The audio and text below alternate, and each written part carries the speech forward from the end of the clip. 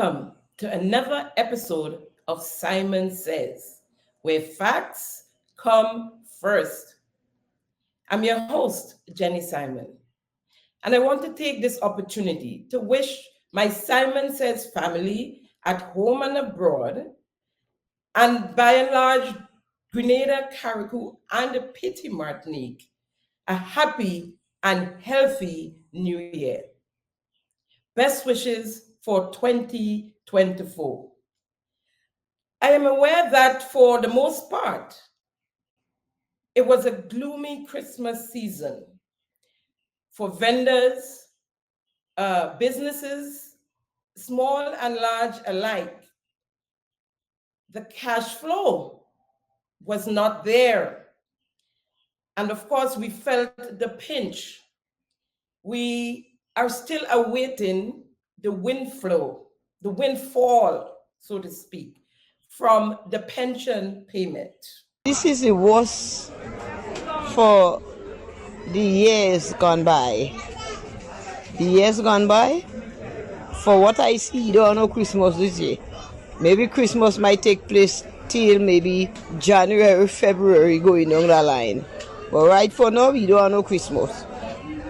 Because we ain't see nobody. We have people in town.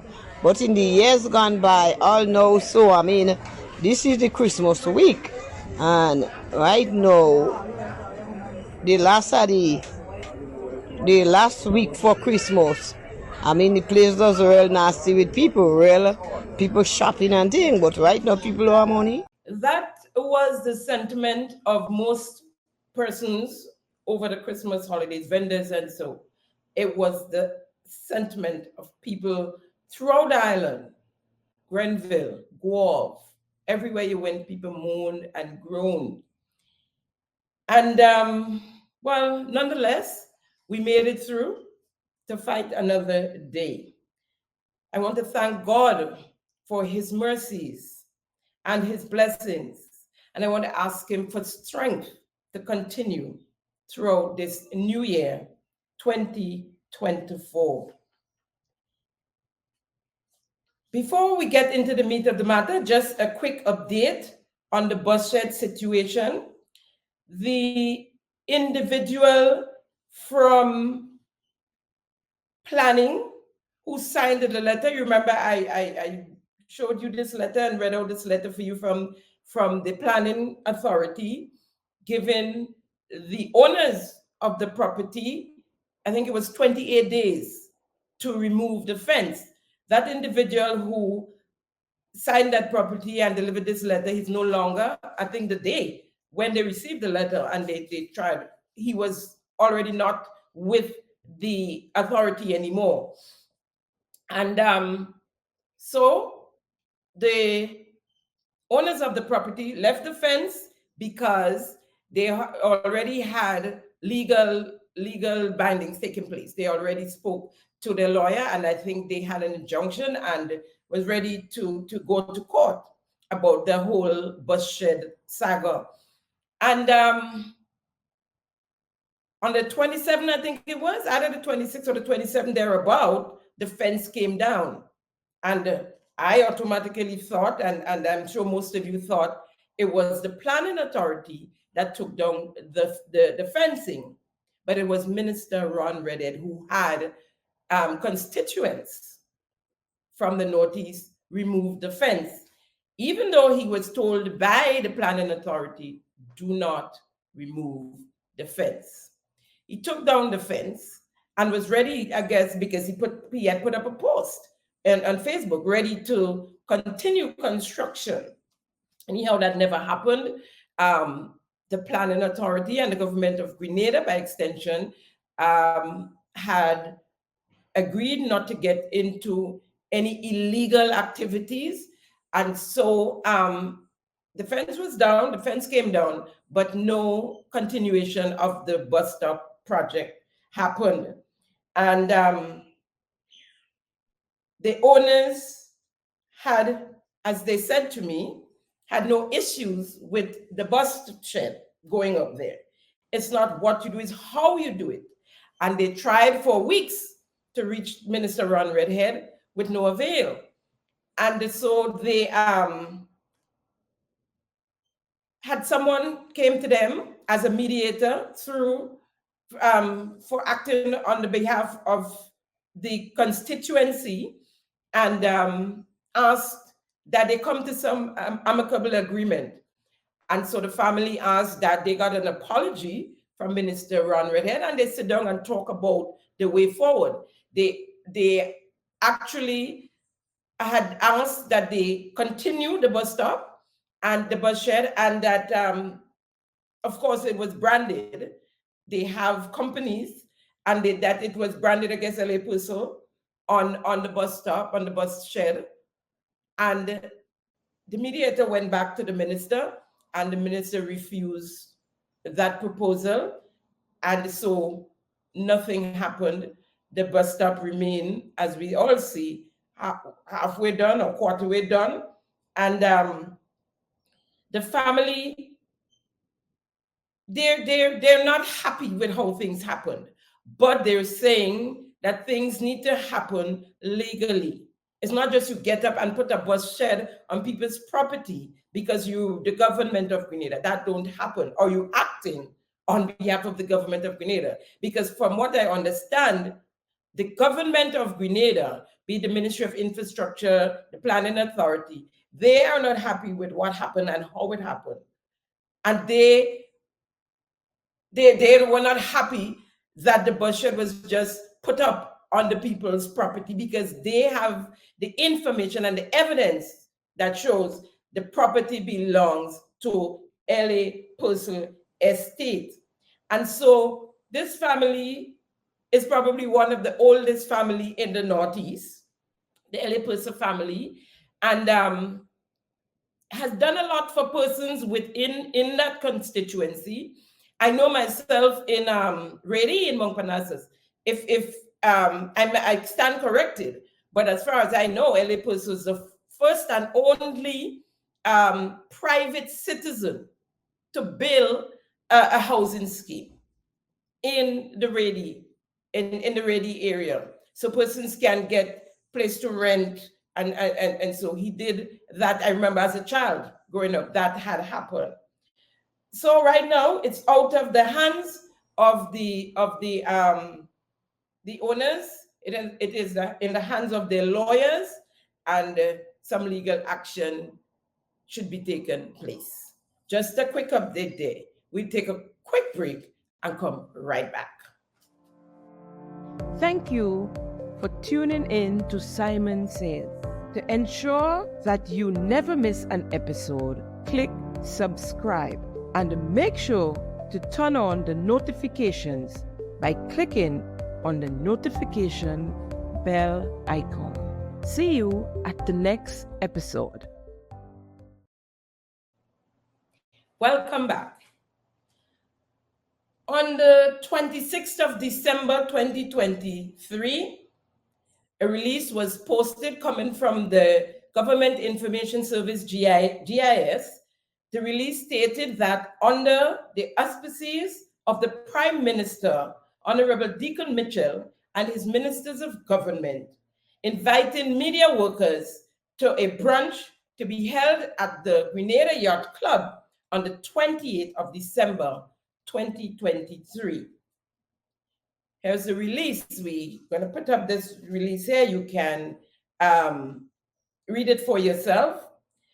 From all indication, it was time well spent by both parties, the executive branch of the government and the Fourth Estate.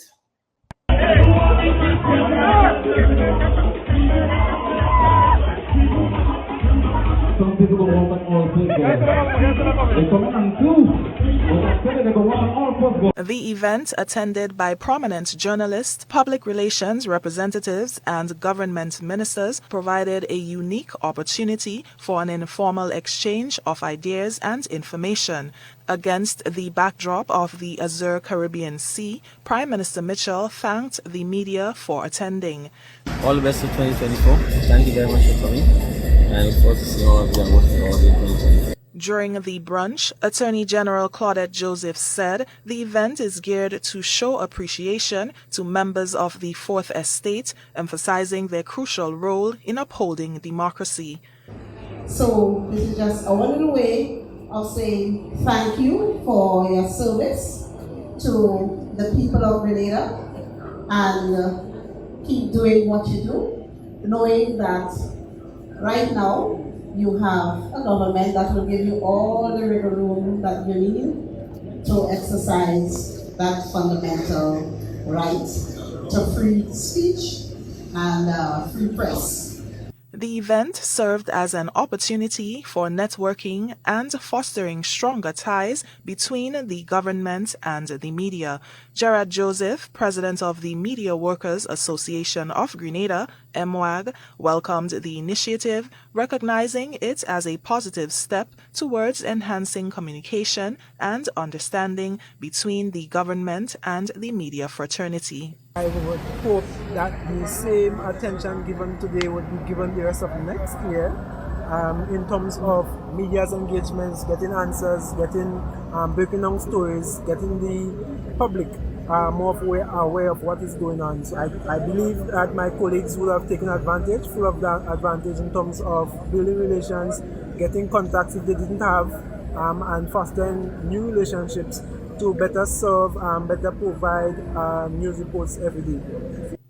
The brunch at the Grenada Yacht Club marks a notable instance of the Prime Minister engaging directly with members of the media, showcasing commitment to open governance and healthy democratic discourse. For GBN News, I'm Nisha Paul. Compliments GBN. In the voice of Senator Claudette Joseph, the Attorney General, you heard her, knowing that right now you have a government that will give you all the wriggle room you need to exercise that fundamental right to free speech and free press. On that same day, the 28th of January, 2023, news broke that a cabinet reshuffle was in the making, and that early in the new year, 2024, the 4th of January to be exact, the Prime Minister would announce the changes. Prime Minister Deacon Mitchell was set to announce this major cabinet reshuffle, which would be no surprise to the ministers affected because they were already informed. The surprise, however, came to the media workers. They got no wriggle room. The wriggle room promised by a senator, the Honorable Claudette Joseph, it didn't happen. And so after they ate, drank, and be merry, they got the surprise of their life when they were barred from viewing the presentation of instruments of appointment of new ministerial portfolios to members of the cabinet. MWAC then released a statement condemning the press exclusion from the swearing of the cabinet. And we have it up on the screen, but I would read to you a couple of the paragraphs, a few paragraphs of that release. And it says, statement, excuse me here, these sensitive phones, right. Statements condemning press exclusion from swearing in of new cabinet of ministers. The government of Grenada has once again shows its total contempt for the local media and by extension, the people of the country by completely barring reporters and photographers from the swearing of the new cabinet ministers today, January the 4th, 2024. It is the first time in the modern history of Grenada that a government has barred coverage by independent press of the swearing of members of the cabinet of ministers, treating it as if it is their private function.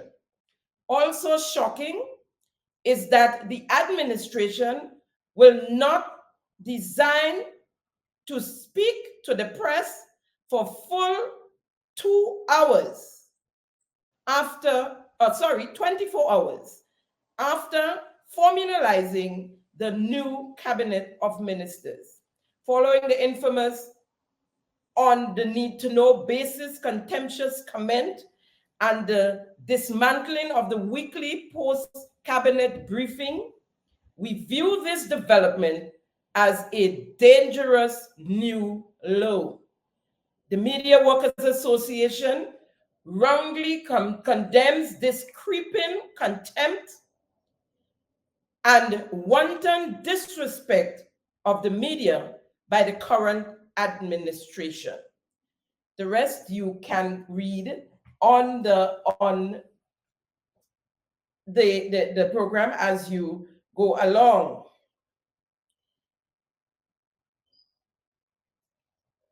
The letter was copied to the Prime Minister, the Governor General, the President of the Trade Union Council, the Conference of Churches, the Grenada Bar Association, and the media managers and owners. Members of MWAG at that meeting held a meeting and spoke out against the exclusion of media from the event. In the voice of journalist Callistra Faria, Vice President MWAG. Well, certainly it is a shocking development what has happened there. This is the first major reshuffle of this new administration, reorganizing of the cabinet. There's also the introduction of at least 2 new people, if the information that we've got through the grapevine is accurate, because we are yet to hear anything. It's been hours since the reshuffle was formalized with the Governor General, and we are yet to hear anything on it. And it's a major development. At least 1 new person, Delma Thomas, I have been able to confirm, is coming into the cabinet. And the process of the appointment, while that is the responsibility of the Governor General, and the process of it demands that every minister must take an oath, and it's also a public affair. So it's one of the positions they have taken is that, well, it's just a reassignment and that people don't have to be sworn in. But I'm sorry, that's not how it works here.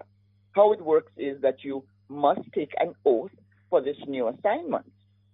And the government chose to leave the media out of this. And not only that, when media people attempted to cover it, they were informed by security police officers that, sorry, only GIS is allowed to come in to cover this.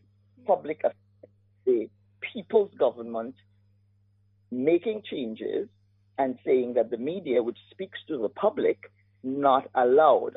That is very concerning, and it is the continuation of a trend that we have seen. There are a number of areas of deep concern for us with this administration, the access to information and things like that. We believe that the government needs to be a bit more straightforward and above board in helping to preserve and to protect the freedom of the press. Media people, media managers, and individual media people need to decide what they are willing to accept, where in the sand, and when they are willing to draw the line and make their determination and the decision on this.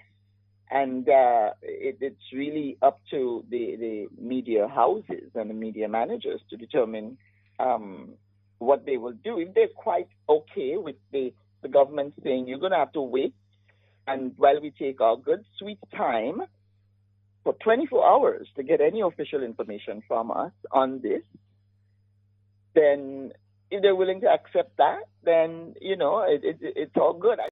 Nonetheless, even after MWAG's release and their condemnation, the government said it was a private affair, and they went along with their swearing in, and the media workers who showed up on the site, they were told by security they're not allowed inside, and that it was only the Government Information Service, the GIS, that was allowed in. Later on, which earlier on this week, the RSF, and that is Reporters Without Borders, called for an apology to the Grenada media. Reporters Without Borders promotes and defends media freedom throughout the world. Based in Paris, they advocate on behalf of media freedom, a very powerful international media organization. They tweeted, RSF was disappointed to see Grenada's government bar reporters from covering its cabinet swearing-in ceremony last week. As a new cabinet takes power, it is essential for Grenada's government to signal its cabinet to press freedom and transparency going forward. On the 5th of January 2024, the scheduled press conference was hosted by the Prime Minister and his affected ministers. And the media, MWAG, boycotted the event, all but one media house. And I was told, allegedly so, that the individual represented the New Today. No surprise there. And here is what the Prime Minister had to say when he was questioned by the lone individual in the room, the media individual in the room, pretty new. No one seemed to know who she was, and probably had never seen her before. This is what his answer was. Well, I don't know whether there's been a boycott, and you're here today, so thank you for being here. And thank you for the question. I take it the media. Well, I saw a press release from MWAG, and all I can say, it appears they misunderstand what is taking place. We are here this morning. Prior to being here, we announced that there would be a press conference to treat with exactly what is going on here, which is a public announcement pertaining to the ministerial realignment or reappointments of ministers, which is effective as of today's date. And it would make good sense to me to announce this effective as of the date it is taking place. And that's all we've done. We are happy to be here. We are happy to share that information with everyone at the same time, not just the media members, the public as well. And all of the ministers are here, and we are all obviously quite happy to take questions and to engage with the media. So from our perspective, we have not engaged in any boycott of the media or any blackout of the media. The internal processes which pertains to, for example, the taking of the oath or the signing of the oath is done at the Governor General's residence, and I'm sure you'll appreciate that I have no control over the Governor General's residence, nor her schedule. And as we speak, she's actually out of the island. And so we had to ensure that our ministers could in fact take the oath in accordance with the Governor General's schedule if we wish to have the appointments made effective today. So the oaths were taken by the ministers yesterday, made effective as of today's date, principally to accommodate the travel schedule of the Governor General, and obviously we are here this morning to meet with the media and to inform the nation of the changes that have occurred. So, as I said, I just think it's probably a misunderstanding on their part. You will recall that this is not the first time that there's been ministerial realignment or within the government since we assumed office. Myself and Minister Cornwall switched ministerial portfolios between infrastructure and finance I simply announced similarly at the press conference that had been done. And both myself and Minister Connor were also there when we announced that, and we invited the media to take field questions and to engage with us. The media wasn't invited to see me taking the oath before the Governor General as Minister for Infrastructure, nor Minister Connor as Minister for Finance, because essentially this is just a simple document that you swear to and you sign. Of course, when you have a change in government, it's elections and it's a big exciting time, and so generally when the cabinet has been sworn in for the first time or minister taking their oath, it will be a public discussion. But once that passes, changes within the ministerial portfolio are really almost routine things. So I would not have thought that the media was interested in seeing me or any of the ministers here take the oath when they already were ministers for the most part. And that, just from a point of view of resources, we wanted to have all of the ministers here at the same time and invite all of the media houses to be present at the same time, so we could have the announcement made at the same time. So that's my perspective. It's not what you thought, Prime Minister, or what you would have thought. It's freedom of the press we're speaking about. And so the press is free to go or not go when they see it fit. If they don't want to, if they probably didn't even know. We just heard it announced that there was a cabinet reshuffle between you and the minister, the then Minister of Infrastructure.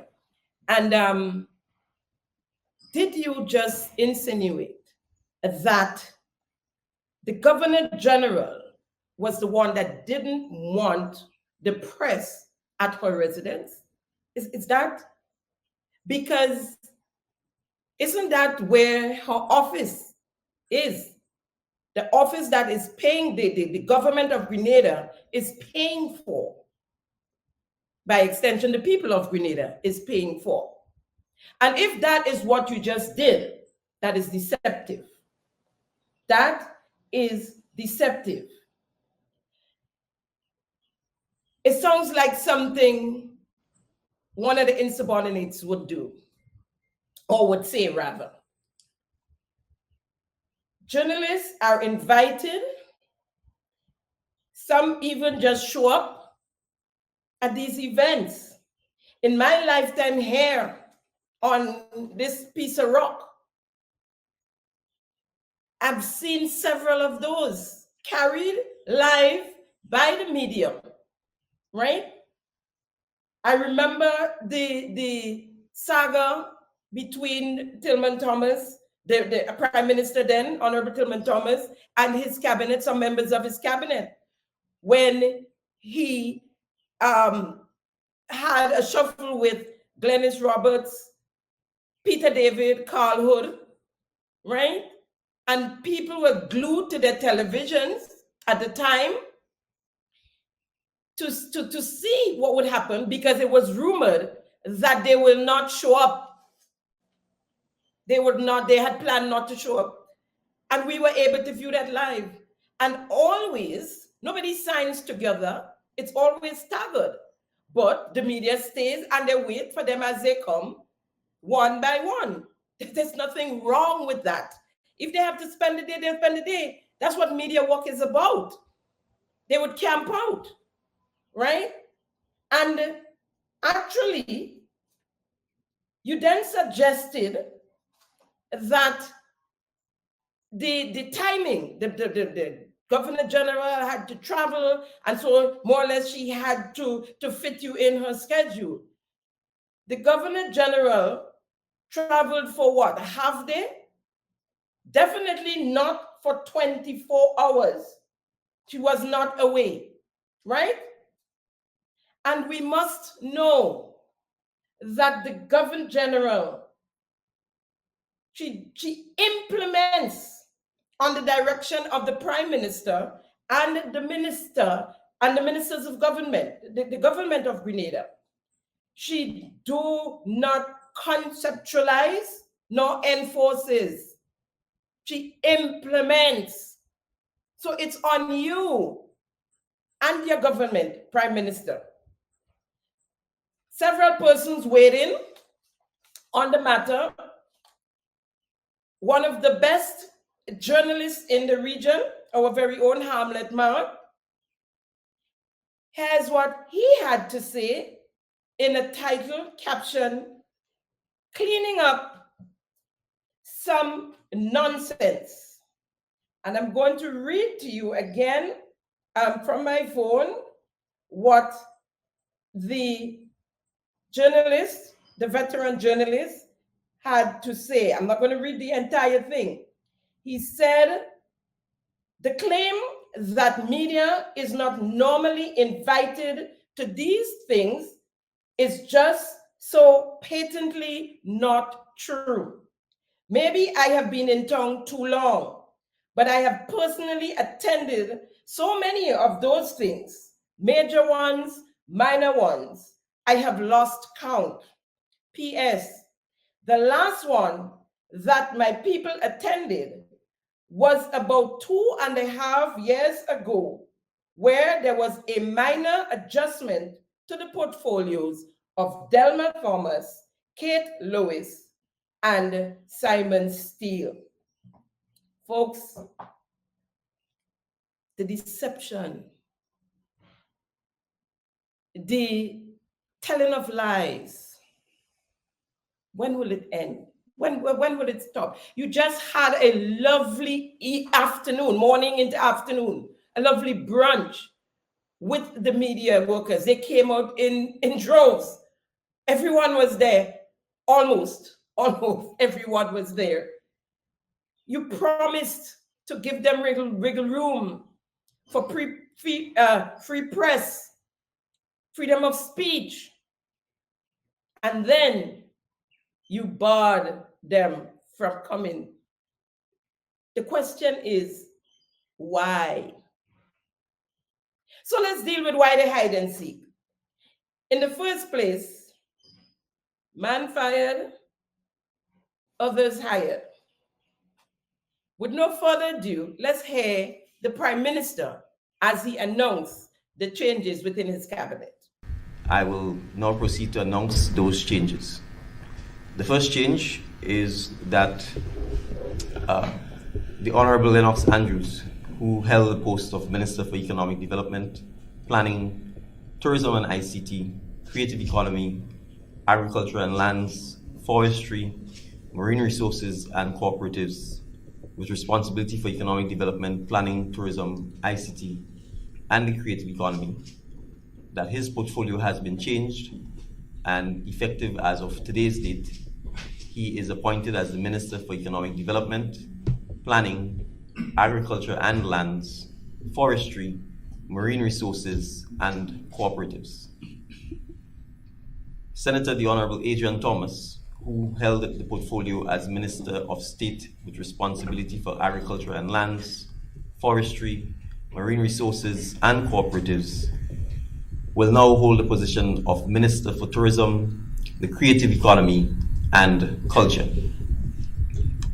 Senator the Honorable Jonathan Lacrette, who held the position of Minister for Health, Wellness, and Religious Affairs, will now hold the position of Minister for Youth and Sports. Senator the Honorable David Andrew, who held the position of Minister for Education, Youth, Sports, and Culture, with responsibility for education, will now hold the position of Minister for Education.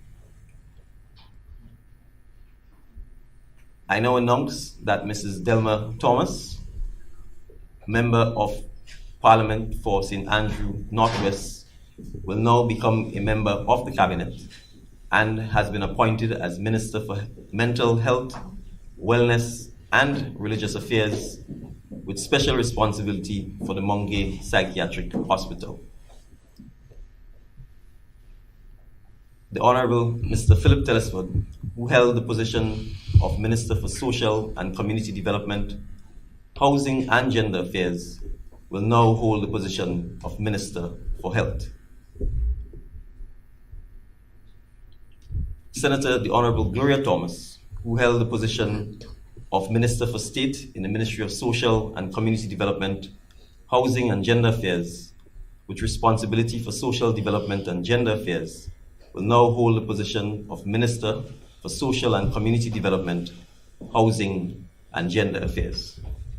I'm also pleased to announce the appointment of Senator the Honorable Quincy Britton as a Parliamentary Secretary within the Ministry of Tourism, the Creative Economy and Culture, with special responsibility to assist the Minister for Culture.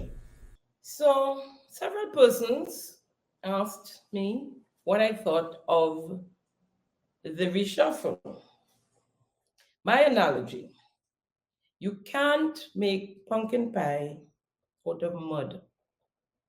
Mud makes mud pie, pumpkin make pumpkin pie. Mud pie we used to make under the house when we playing kukute. At the bottom of mud pie, you see? Nothing from nothing leaves nothing. A song written by Billy Preston and Bruce Fisher and recorded by Billy Preston. He also said in that song, "'Cause that minus is too low to see." The bottom line is, you cannot get something from nothing. My analogy, my opinion, that's how I feel. They asked me how I felt and what I felt. Before I get to the man of the moment, the notorious Ron Reddit, I have a couple questions. Question one, who is now the Minister of ICT? The line minister was Honorable Minister Lennox Andrew, and you can go back and listen to the Prime Minister in that area there. And some of his portfolios was taken from him and given to Honorable Adrian Persuader Thomas, and persuaders to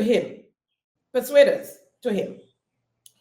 But none of the above holds the portfolio. Neither Adrian Thomas nor Lennox Andrew holds the portfolio of ICT, and we heard of no one being given that portfolio. Maybe it slipped them, maybe they forgot, but we would like to know who holds that portfolio at the moment. We might have to go back by the Governor General.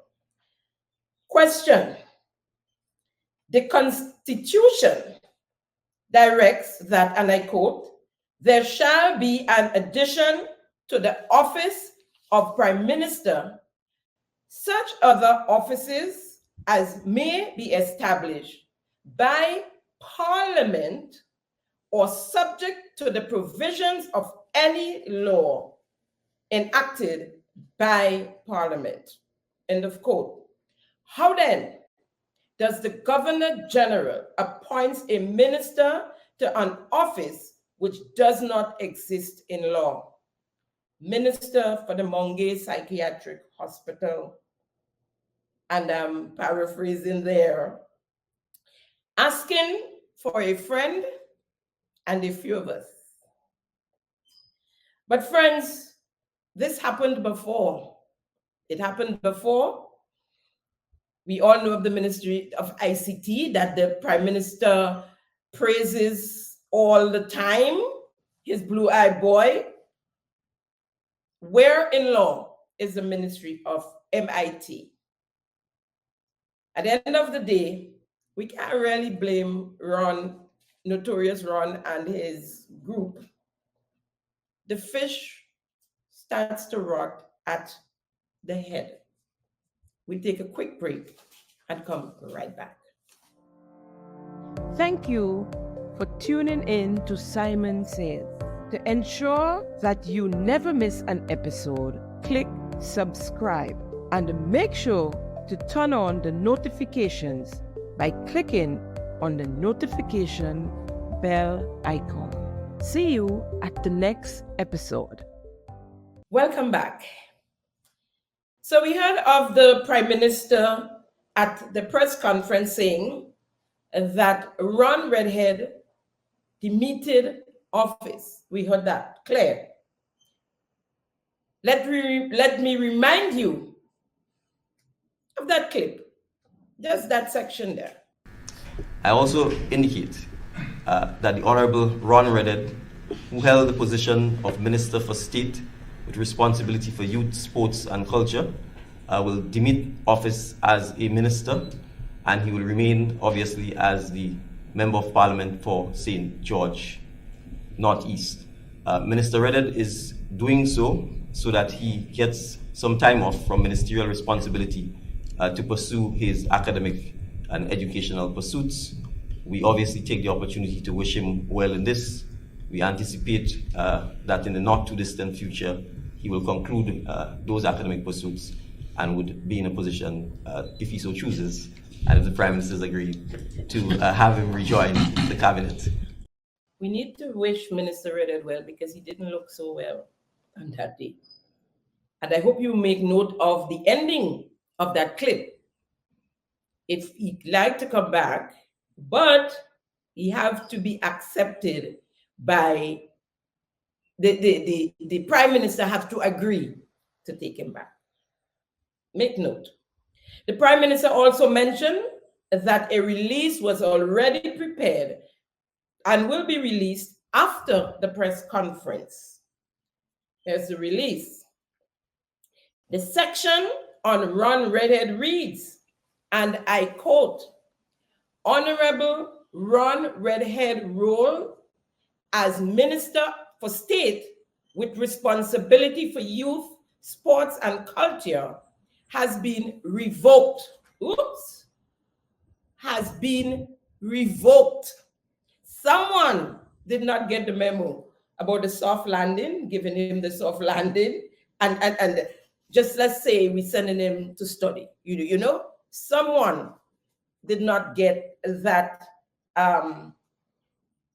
that memo. And if it's Miss Tucky, Miss Tucky always have to give explanation and they manage your own business. But before we continue, let's go to the dictionary. 1, to demit in English, to give up a job or position by telling your employer that you are leaving. To demit also means to resign a job or public office, etc. Relinquish, to dismiss. 2, to revoke. To revoke, to take back, to withdraw. Annul, so let's take it over. To revoke, to take back or withdraw. Annul, cancel or reverse, rescind or repeal. Now, Prime Minister, which is it? Did Ron Redhead leave his job or was he fired? The gloves didn't fit. You see, Prime Minister, no one believes that Ron Redhead left his job just after 18 months in office and just after receiving a tremendous salary raise. Yeah? This is a man that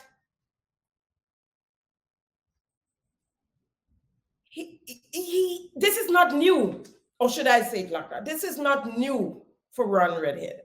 This sort of behavior that we saw in the public and that we heard of or hear of that happened on the inside. He's notorious. He's narcissistic. He's obnoxious. He's insubordinate. He's rude. He's disrespectful. And he has been like that since I know him a good few years ago in the NDC executive. Those who are sitting in your cabinet who know him from then, they all know of it. As a matter of fact, Minister Andel was deputy leader at the time, at one of the times, and was on the executive where Ron represented the youth on the management team. Senator Claudette Joseph, she also was on the executive. Senator Adrian Thomas, who also was on the executive. Minister Karine James, and of course, his soulmate, Minister Tevin Andrew. They all worked with him. They all know of his narcissistic behavior and his insubordination. He's rude to elders in the party, has been. He gets up and walk out a meeting, throw tantrums, cuss off who he have to cuss off, it don't matter who, leader, deputy, PRO. He did it, and he continued to do it. They say when a dog sucking egg, it's sucking egg. And so we don't believe, even if you all chump up something where he's going to study, that was not the reason for him not being in the cabinet of Grenada today. I believe that you have had enough, Mr. Prime Minister, and that you use your guts and your belly this time around. But you don't have to hide it, to shield it. It's your prerogative who sits in your cabinet. And so if you fire Ron Redhead, you can tell us you did so. We would be proud of you and why you did so. Who does that? Who gets up and leave just after 18 months when you have a salary averaging $14,000 with another $10,000 to play with? Bought a new car, have a new baby. Who gets up and say they're going to study? Study what? Masters and doctorates have nothing to do with a politician or being a politician. And what's the urgency? According to his qualifications, as you can see, he did well for himself. He did well for himself. And so what is the urgency to go study? From inside source, his insubordination finally put the last nail in his coffin. You don't have to hide it, Prime Minister. Be bold enough to do it and be bold enough to say you did it and why.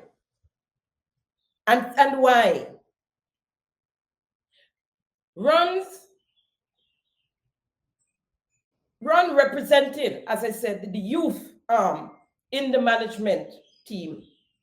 He was reprimanded and disciplined several times until eventually he was thrown out of the management team. Now, this is the first real job that Ron Redhead held, the first real job. And it's just not adding up. 1 and 1 not making 2. You might make 22, but not 2. Something one can do these days, and we all know, you can study online, do your job, take care of your family, all at once. All at once. Doctorates people get online these days, a dime a dozen. No need to resign your job. Well, I don't say resign because we ain't see or hear of no resignation letter. So he left the job to go and study. Coming out of Carnival 2023, the minister was speaking of his plans for Carnival 2024 and how he's going to tighten up on the contracts to make sure that some of us, and I say us, including me, don't get nowhere close to his carnival, and by extension, NDC carnival. The product is theirs, it's y'all own. Y'all can do what y'all want with them. And the more you talk about the anniversary celebration, the 50th anniversary celebration, and it's a national thing, show us the people besides the NDC people in the lead. Show us who they are. Show us who these people are. Yes, in the Senate, you all said you all have Senator Cox on a committee. Forget that, because I don't know if Senator Cox is doing anything. We haven't heard of him in the front. I see all NDC partisan people in the front and talking ta-ta-ta-ta-ta-ta. And word is, they don't know what they're doing in there. And it's, the tongue say, is still a NNP, a big NNP, is who in there behind the scenes helping y'all pull the thing together. Y'all can't get away from it. He also already ordered his hundreds of tickets for the Carifta games to give out to his peeps. And so then he didn't realize he wanted to go and study. This study thing is an impromptu thing.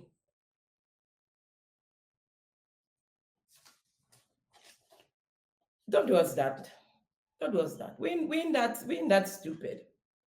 We're not that stupid. I see on Facebook, he is thanking his staff and saying goodbye to them, the staff of the Ministry of Youth and Sports.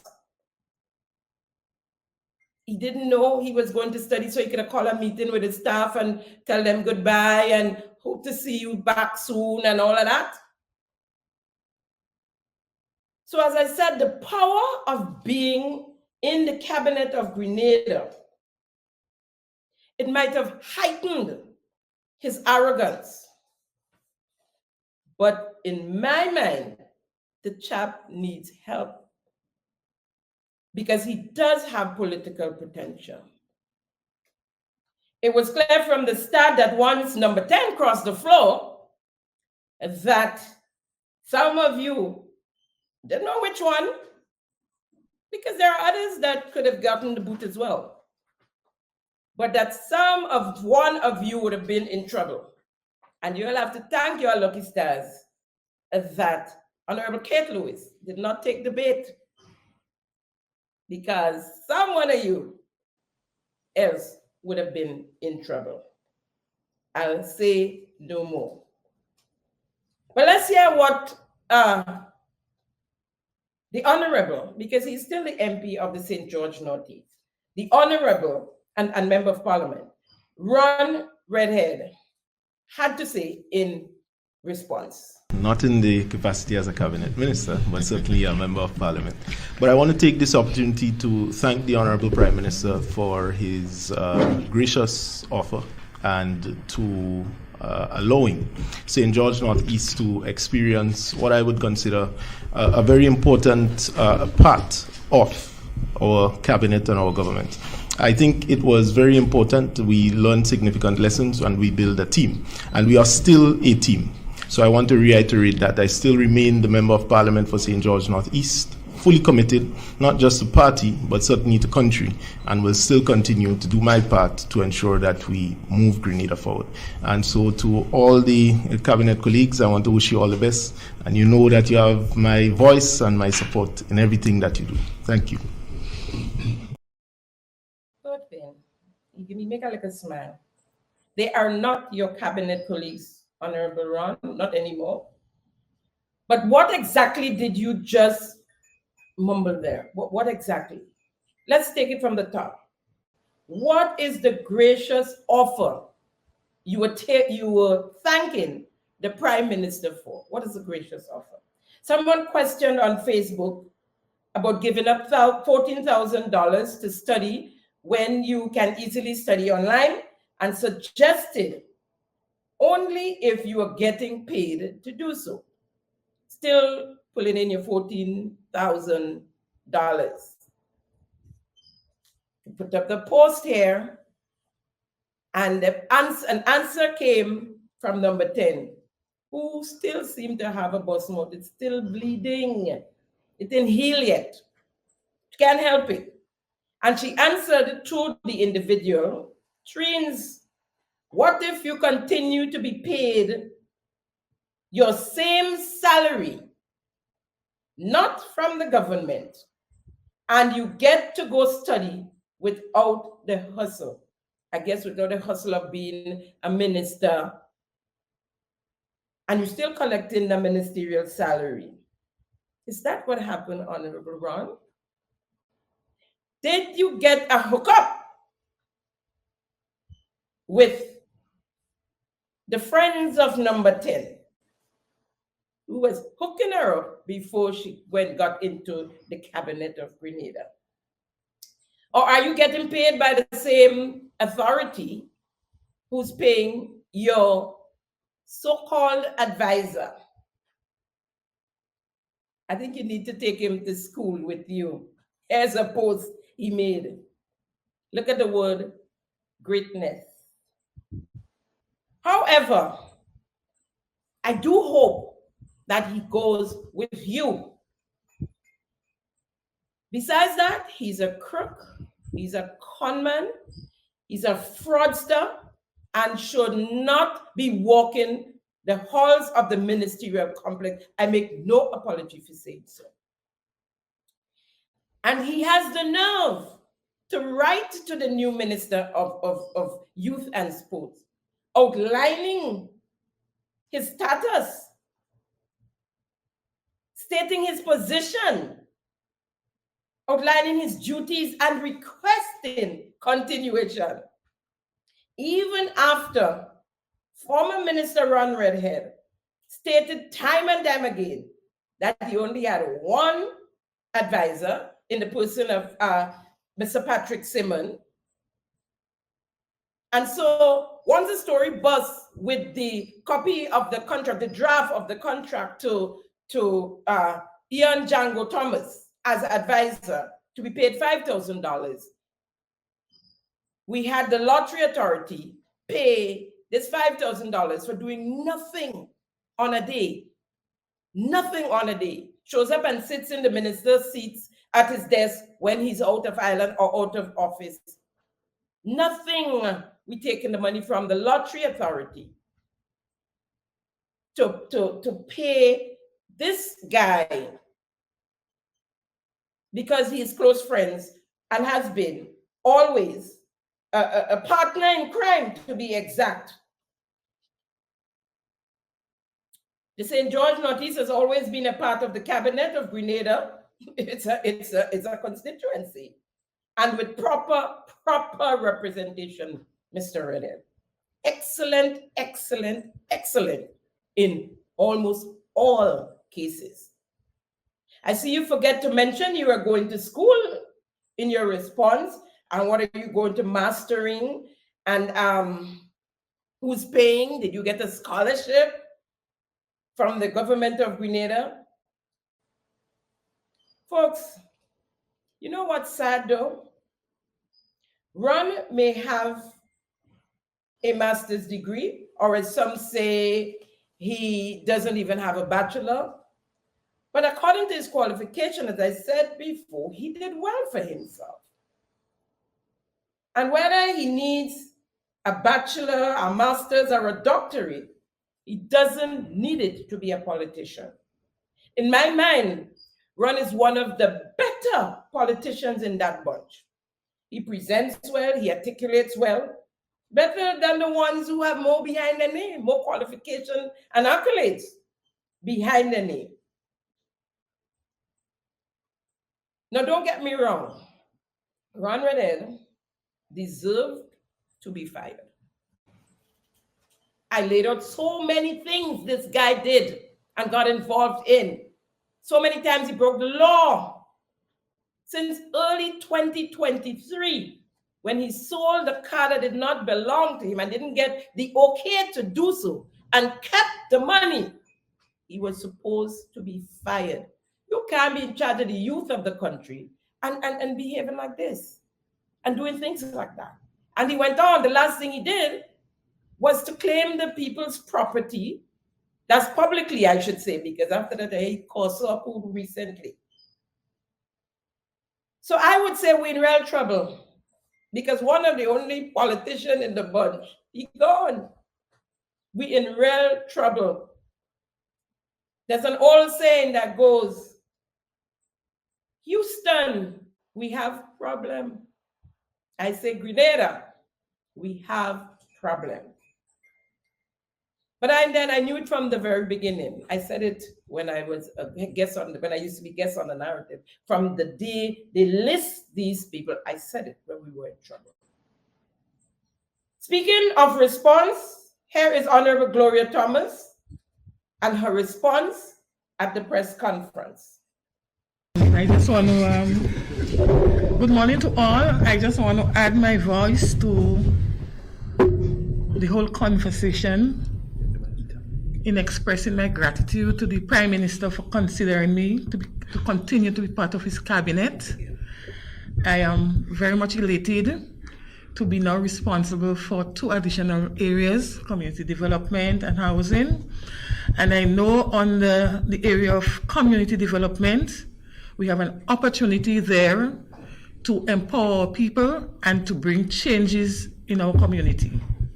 Oftentimes when we hear community development, we think about sand, gravel, blocks, cement, and the main part of community development where we empower people, we more or less do not consider that.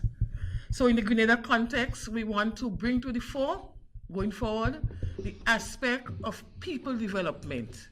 And we will be going full steam ahead under the community development banner to ensure that our people understand that the power for development is in their hands. And we will be emphasizing that area a lot more in the coming months. Here is the same Honorable Gloria Thomas a few months ago. And every time you hear the word seed, it creates a buzz on the island. I don't know why they can put me in this ministry, you know. Yes, it's a lot of pressure.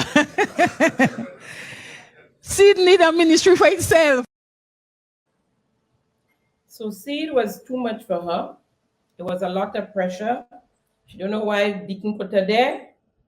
It needs a ministry for itself. And she's elated to accept a few more ministries. I think 2 more ministries. Now let's go to Nollywood. Well, the way the conversation is going, it's almost inevitable that I will have to say something. Honorable Prime Minister, Cabinet colleagues, social media, Grenadians, both home and abroad. I have already met with my management team, and we have designated the years 2024 to 2027 as the years of global youth leadership and succession planning. In that, we believe that every program and every project that falls under the auspices of the Ministry of Youth and Sport has a developmental, a leadership aspect to it. We have a number of sporting personalities in the diaspora who are leading in their own right in the sporting industry. The succession planning of the strategic focus for 2027 will be capacity building both internally and externally, as well as HR building both internally and externally. Of course, we must redirect some of the direction that the programs that fall under the auspices of the ministry is going to ensure that they dovetail into effective workforce development, reskilling and upskilling of our youth, as well as ensuring that they have the industry soft skills so that they can be effective, not just locally, but regionally and internationally. I can speak like this because Ministry of Youth and Sports is familiar territory. As you can see, I'm dressed for the occasion as well. So we are extremely excited at the Ministry of Youth and Sport. I want to thank Prime Minister for the opportunity that he gave me to serve in the Ministry of Health, Wellness and Religious Affairs. And as much as I will miss health and the management team, the technical staff, and the multiplicity of clinicians that I have enjoyed an amicable relationship with over the past 18 months, I believe that this posting, I have landed in my niche, and I also thank him for the opportunity that he has given me to have the 65% of the population that's under the age of 35 in my hands. and I make that statement pointedly. Additionally, I just want to thank my colleagues for the camaraderie that we've had for over the past 18 months, and I trust that we are going to continue to work together for the development of our youth and our sporting industry in Grenada. Though it is a multi-sectoral approach, I am in high spirits that we are going to collaborate for youth in tourism, youth in agriculture, youth in mental health and literacy, youth in education, youth in culture, youth in social development, etc. Thank you.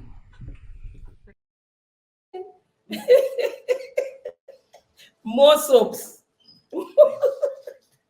Lacquette 2023. Y'all remember that in the Senate? He gave himself the name Lacquette 2023. Folks, in 24 hours, Lacquette 2023 come up with all that. He says the year 2024 to 2027, and I quote, the year of global youth leadership and succession planning. The truth is, I don't know what I mean. I don't know what I mean, right? But he was on the ball. He hit the ground running. This guy is amazing. This is an amazing guy. And if he do anything in youth and sport, like he did in health, when we're on the road to success, big success. Here is Lacquette 2023 as Minister for Health, when he got the portfolio Minister for Health. Well, Prime Minister saw it fit to ask me to take up the responsibility for sitting over the health sector and leading the health sector. And I obliged, of course. I embraced the opportunity, although some individuals feel that health is a tall order. Well, according to our Prime Minister, he gave a tall order to a tall man. So I guess as much it equalizes itself at the end of the day. But I had a very interesting, cordial, warm greeting by the staff at the Ministry of Health. I believe that the Ministry of Health has an extremely professional staff, and by and large, I can sense that for the majority of them, they have an excellent working relationship with each other. So I'm really happy about that. I was greeted by the two permanent secretaries here at the Ministry of Health, and got an excellent briefing as to where we're at, projects and programs in the pipeline, etc., things that are urgent that needs to be done immediately. So I hit the ground running since Friday, actually. I'm really excited, energized, motivated, inspired to really lead the health sector into the 21st century. Yeah, so an excellent first day, excellent orientation on Friday, an excellent first day today. Yes. I think he could give Kirani a run for his money. He always running. He hit the ground running there. He hit the ground running here. And he probably too fast for everybody else because he running. He running. Folks, as we wrap up, reports reaching me confirms that the few persons receiving loans of purchase to purchase their equity, remember equity, that's what the Housing Authority and the government of Grenada were offering persons who would purchase condominiums, equity. These people have their money in their hand and the Housing Authority have their condominiums and their equity. They got the money, the few persons who managed to get a loan, who was able to qualify, they went to the authority to hand them their monies, and the authority and take their money. They can't take their money because they're waiting on the legal documents for the transaction to take place. And so these persons are hanging on there. The condominiums are empty. They didn't have their equity. So they can't send their children to college and whatever the equity was supposed to do for them. And they're sitting there like sitting ducks, waiting on, we need another press conference. Lock, stock, and barrel, everybody. The legal person, we need the accountant, we need the chairman, we need the CEO of the authority. We need another press conference. It's time. So I'm asking the authority, is it true? And why this delay in the legal documents? We have a release come out from the Caribbean ferry, and as you see in the article there, and it headline, as you can see, Guyana, Barbados, and Trinidad form new company for Caribbean ferry service. And I'm going to read a piece of it for you quickly, because you know we like on Simon Says, we have to show the facts. We ain't just making up stories, right? We must show the facts. And the article reads, President Dr. Ifram Ali on Friday announced that the government of Guyana, Barbados, and Trinidad and Tobago formed a new company that will introduce a passenger cargo regional ferry system. And I would go down to the part that states, last year, the Caribbean Development Bank, CDB, announced it will finance the consultancy services for a study on the options available to establish a new shipping service across Barbados, Grenada, Guyana, and Trinidad and Tobago. Lo and behold, the thing formed without Grenada. I'm only asking one question. Where is the Minister of ICT who has is 80-something, 90-something implementation percentage? What happened there, Minister of MIT? How is it we got left in this, which is, I mean, excellent project?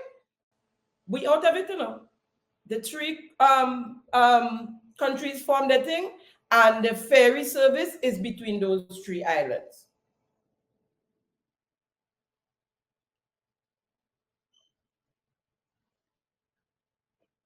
Are we ready and able to host CARIFTA 2024?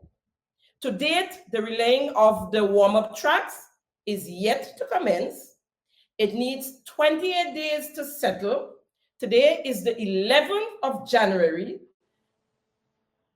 The NACAC technical delegation is scheduled to pay a visit on the 22nd of January to make sure things are in place and coming along, you know, to suit the date, which is the 30th of March to the 1st of April.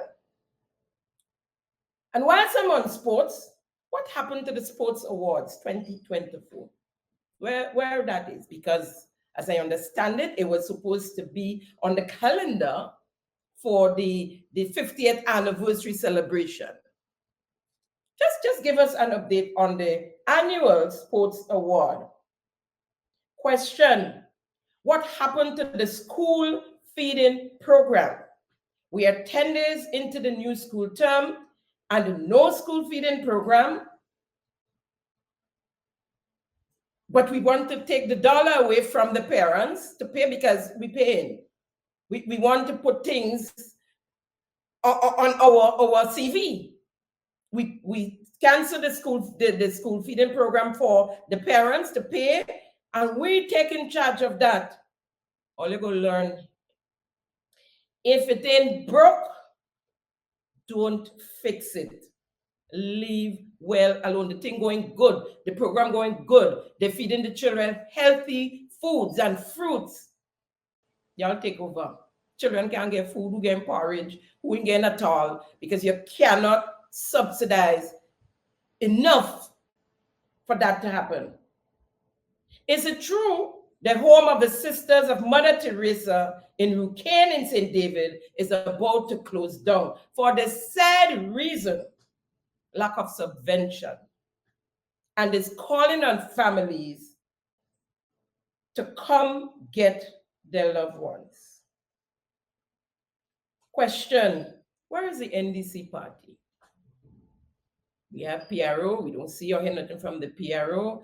Understand they sadly have executive meetings. I hear there are resignation. Where is the NDC party? I'm asking for some former colleagues of the NDC. Who is the Consul General in New York? Where's Mr. Brazil?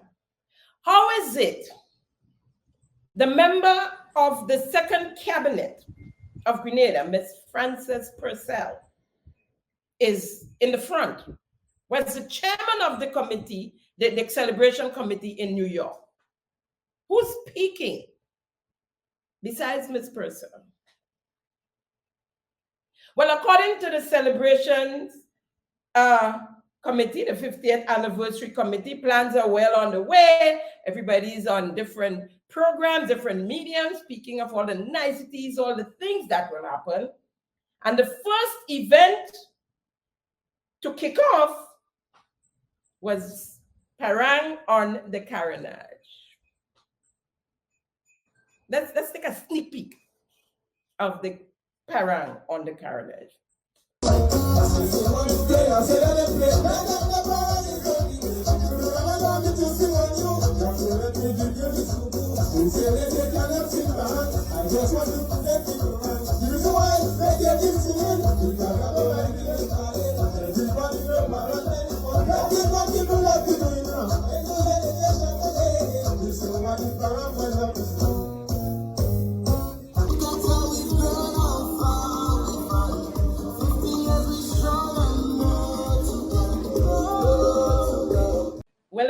Well attended there, well attended. Folks, this is the worst I've seen in any administration that I am aware of, that I've been on this piece of rock to be a part of a government, because the government is the people, really. And I have never seen this. I don't know what to call this. Even under the house in Kukute, we had plans and we had structure. We have the lady who owned the corner shop. We have mommy, daddy, and children in order. We have the rich lady on the hill in the White House. We have everything was instructed at the day. We don't have everything planned out and all of that, right? We know what is dashing. We know what is jacks. You know, remember the thing that comes down from the banana plant. I don't know what the name is. I don't remember what the name is. And drop these little things that with Jackson. We know that jacks. So no structure. All who in front don't know what they're doing. And the bad thing about it is they don't know that they don't know. So everybody doing thing and saying thing, nothing so. I'm afraid for where we are as a country. I'm afraid. The change of cabinet, the shuffle, I see it no way to help us, but I think it's only fair to say, let's see what happens. We're giving them a chance. We gave them a chance already 18 months ago. Let's give them another chance and see what happens. The Prime Minister complains that agriculture and tourism, I think he said, is not where they're supposed to be. Agriculture and tourism. And where the others? Nothing happened in youth and sports. Nothing happened in health. Oh, I think it was health. I think it was agriculture and health. I do apologize, Minister Lennox, Andrew. It wasn't tourism. Nothing happened. Where are we with these different ministries? Infrastructure, what's going on there, right? That's a wrap on today's episode of Simon Says. Thank you for conversing with me. As always, keeping them honest. Thank you for joining us on another episode of Simon Says. See you next week, same time, same place, for another episode of Simon Says where facts come first. And please remember to subscribe and press the notification button. I've been getting complaints that people are not getting their notification. You can't just subscribe and stop there. You have to press your notification button. And then sure enough, you'll get your notification. Like and share, Simon says. Bye for now. But you know I had to leave you with something. I'll see you next week, same time, same place. Bye. So we are aiming to complete the project in Molyneux in January coming. It costs a little more, but we think it's all for the better good of the project and the road. All is on track with the construction of the Molyneux Land Slippage Project, according to site engineer Sunil Pal, who expects the road to be open to regular traffic by November 2024. MTV visited the site on Thursday. Hopefully next Christmas, everybody will be driving through. Once the weather and everything supporters keep supporting us, we are really positive, and we had an excellent progress. If you can see on site from last 4 weeks, we had excellent progress. Thank you for tuning in to Simon Says. To ensure that you never miss an episode, click subscribe and make sure to turn on the notifications by clicking on the notification bell icon. See you at the next episode.